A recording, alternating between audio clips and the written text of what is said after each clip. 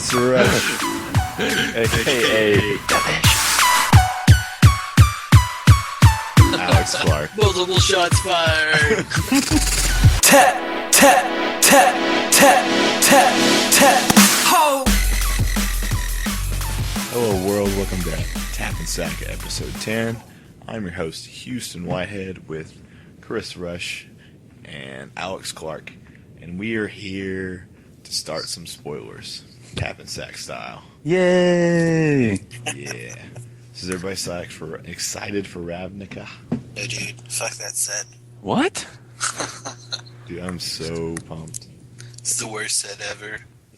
Alex loves Delver. You can't say that after M13. Dude, I know. I'm just kidding. Just kidding. Oh my gosh. I'm so excited. I don't know what it's going to be like playing in a format with Shocklands. That's not standard. I mean, that's not modern. It's kind of strange. It's extremely weird to think about it. I've barely even played with cards with, like, double, like, colors. Yeah. Multi-costed. Because y'all started in shards, right? Yeah. So y'all got to play. See, I started in scars, so I've never had a format limited or constructed to where it's like multicolored dominant, I guess. Yeah. Yeah. That's kind of new to me. So all this massive amount of color fixing is.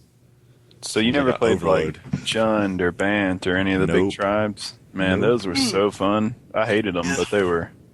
You could play anything back then, and that's pretty much what it's looking like now. When you say that to me, it only means 3 colors. It doesn't mean a deck. Well, okay. When I say Jund, it usually No, I know what it is now. I'm just saying, like, when people say Jund, I don't think like the Cascade chick. I think green, black, red. Like, Oh no, yeah.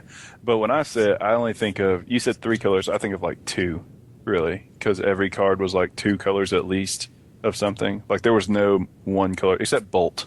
So it's like red and black Yeah. is really what Jund was. Fuck yeah, Even though Bolt. there was green and shit in there. That's fair. But yeah, I'm really pumped for this. So it's definitely going to be a big learning curve or learning experience for drafting for me. Because I do like being in a bunch of colors, but I've never been. I don't know how I'm going to weigh a powerful card and a mana fixer. Does that make sense? Like, I don't know how many of each I'm supposed to take. So that'll be No clue. And this, I mean, I'm just going to draft a guild. Whichever one I get a strong bomb, I feel like at first, just to get used to it. I'm just glad that from now on, when you pull a rare land, you don't pass it. Yeah. Big monies. It's in my pocket. It paid for my draft. Yeah. Oh, so here you go. sick. Here's a core land. There were no mythics back then, right? Yeah, when we played, there were no mythics, and And I mean, Shocklands. There weren't mythics in those sets. correct. So those were kind of like mythic. Like everything was spaced out more, but now that they're just rares and we have mythics, we have like a way more better chance of getting them. So eventually, I feel like people will start passing them. Or better players will, I guess. I'm okay with that. I just gotta scramble and go ahead and get my playsets because y'all know how I am about getting a playset of all the lands. I want them for just Modern as well. Like this is like the greatest thing to happen to Modern, I feel like. Yeah, this making it I so kinda much wish I fun. could. If I could win the lottery at any time, I wish it'd be right now. Just so I could buy buy a it. case. Boom! Yeah. I don't have to like trade with stupid people. I can just have them. So good. I'm getting to the point where I just kind of want to buy this stuff because people just don't trade here that much. There's so much more trading in Maryville and Knoxville. What out in the borough? Bastards. Yeah, Greedy bastards. a lot of people just. How many I don't know if Jews you they got in just the don't boroughs? Whoa. Oh, we can't real talk here? Is that right? That's a different podcast. Oh, I see what you did there. Yeah. Plug. Heyo, plug. All right. Well, let's get. Yeah. Let's get Wanna talk into about mechanics. Yeah, let's talk about the mechanics. So, first one on the list, populate. What do you guys think about populate? I don't like that at all, actually. For everyone that doesn't know, it's pretty much copy a token. It's like proliferate for tokens. That's how one I think token. of it. For Yeah. one token. So I can like see this being broken. it's put a token into the battlefield that's a copy of a creature token you control. You can It's see it being broken. the only card I've seen with populate that I thought was decent was Rootborn Defenses, and it's 8/8. no, it's the instant populate creatures you control are indestructible this turn, Yeah. and it I mean that's just a good card, instant speed, all your stuff's indestructible, plus you get an extra dude. I mean Yeah, that like just seems good on its own. Like swing with Geist of St. Traft and instant copy the Angel. Yeah, I mean it wouldn't be attacking though. I mean, no, but it But it stays in the doesn't go battlefield away. Yeah. Right. because Okay. it's Yeah. a That's what you're different. It doesn't trigger. The trigger doesn't point to the copy. It only points to the one it put into play. saying. Right. I can see populate in the right deck being pretty broken pretty quick. That being said, I mean, we are it losing has Blade to be in the Splicer. right deck. Yeah, Blade Splicer's going. I mean, this could be. I mean, that's great for Delver. Saves your guy guaranteed, and like you said, makes another dude. That might just be the new. I don't know. Three seems kind of high to me. Yeah, it's 3 for with Geist though, it's 3 for an extra 4/4 Angel, and you save your Geist. Yeah, but how many times do you leave that much mana open? I mean, you what? Turn 3 play Geist. Turn 4 you would usually Angel him, right? Try and get that extra damage in. I suppose. Since the I hero's guess gone. Because if you don't play counters, it's a possible card. I don't know. I play 4 Geist and then like 3 Splicers, so I'm trying to get rid of some for Splicers. But I see Delver moving away from blue, or moving away from one color. I mean, moving away from Delver moving away from white. I see Delver and Geist maybe splitting ways after this. Maybe. Yeah, maybe Set going comes to out. Grixis. That's a Grixis. possibility. I don't know. Grixis Delver is going to be. Or is It it? might I could be see a it thing. going. Is it? Yeah, that's blue reds just seems stupid. Well, I mean, you add in the black for all the stupid things that the red black cards. We'll get into that later. Yeah. So is that the only populate card? You said there was a creature, right, or something? No, I was just saying there's a green white Selesnya land that makes an 8/8, Yeah. and you can copy him. Oh, but that I you don't even. populate. Yeah, I was just thinking of tokens to populate because the best one I can think of is a freaking golem, and they're going away. Well, I mean, there's also the lifelink token that comes from Soren. Yeah. But You mean wanna like a pay bench 3 three? for it? In like black white tokens with anthems, Yeah, that's this what could I'm be. saying. It could be kind of. It could be like an insta game switcher, I guess. Yeah, They- especially when they're like Doge or what's that new card? Bonfire, Or the new card, the blue white bullshit that's pissing me off. the uncounterable one. Yeah, Esperia's Judgment? Is that what it is? I don't know. Anyways, we'll get to that later. But it's like, yeah, all my dudes are indestructible, and there's more. Great destroy spell. The card reminds me of Allies. Like we had the 3-drop green white Rhino, and you just sack him and make all your dudes indestructible. That was like the biggest default to any aggro deck back then was Doge, kind of like now. But we have Undying. But if you can slap that, it's the same concept to me, except it's instant speed now. They go to Wrath, all your aggro dudes, you save them, then they die next turn. Like most decks that play Doge or a board sweeper can't survive that. I can see this being okay on like creatures like the Wayfaring Temple and stuff that has populate when it comes in.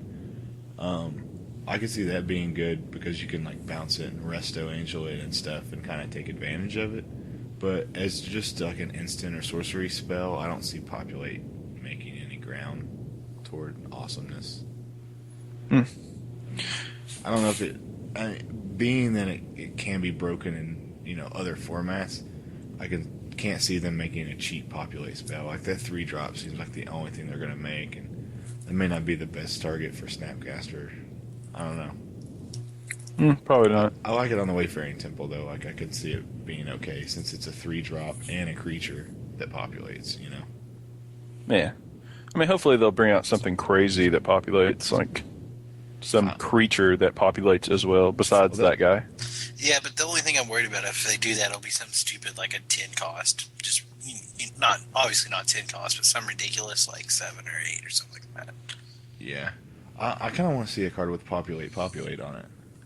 Ooh, Something that does double. Like that would be worth taking a look at. Yeah. I don't know if they're going to double it up like that or not. Like double cascade, populate, then populate again. Yeah, I mean That'd be cool. While we're talking about cards that we want to see, something like that, I really think we might see Vengevine in the next few spoils.